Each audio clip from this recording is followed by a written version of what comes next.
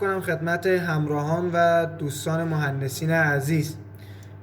اومدیم این سری در مورد مدار داخلی کنتاکتور براتون توضیح بدیم. همونطور که تو پست‌های قبلی بهتون توضیح دادیم در مورد کلیت و ماهیت کنتاکتور صحبت کردیم. دوستانی که پست‌های قبلیمون رو ندیدن حتما توصیه میکنم پست‌های قبلیمون رو مشاهده کنن. حالا من یه سری کنتاکتور براتون اومده اینجا آوردیم که بدونید حالا از نظر شکل‌های ظاهری کنتاکتورهای متفاوتی داریم. این سری کنتاکتوری که مشاهده کردید توی پست قبلی مثل کنتاکتور قدرت هست که اینجا میتونید مشاهده کنین که حالا برای وات‌های بالا و ولتاژ بالا میتونید ازش استفاده کنین. این کنتاکتوری هم که اینجا براتون آوردیم میخوایم باز کنیم و مدار داخلی کنتاکتور رو براتون نمایش بدیم که بدونید داخل کنتاکتور چه سری قطعاتی قرار گرفته. کنتاکتور که همونطوری که توی پست‌های قبلی بهتون توضیح دادم یک کلید مغناطیسی برای قطع و وصل کردن مدار به کار میره. این داخل کنتاکتور هست که یه حالت ای شکل داریم، یه فنر و یک قسمت یو شکل.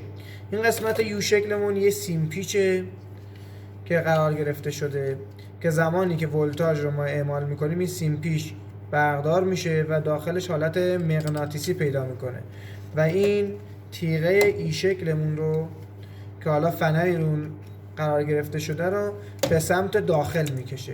حالا من این فنر رو خارجش میکنم که ببینید که زمانی که ما ولتاژ داخل سیم پیچ القا میشه حالت مغناطیسی پیدا میکنه و این ای شکلمون رو به سمت داخل میکشه و کنتاکتور وصل میشه.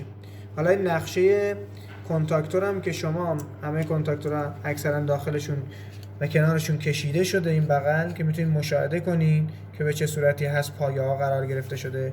شما زمانی که از پایه نرمالی اوپن استفاده میکنید همونطور که توی پست قبلی در موردش توضیح دادم، زمانی که وصل میشه این کشیده میشه داخل و برقمون اتصالش برقرار میشه و زمانی هم که برق قطع میشه کنتاکتور به کمک این فنر برگشت داده میشه توی حالت قبلی خودش. این از مدار داخلی کنتاکتور هست که بدونید چه چیزی قرار گرفته شده. فقط این که حتما زیر این پست برای من کامنت کنید تفاوت بین کنتاکتور و رله رو. خیلی ممنون از همراهیتون.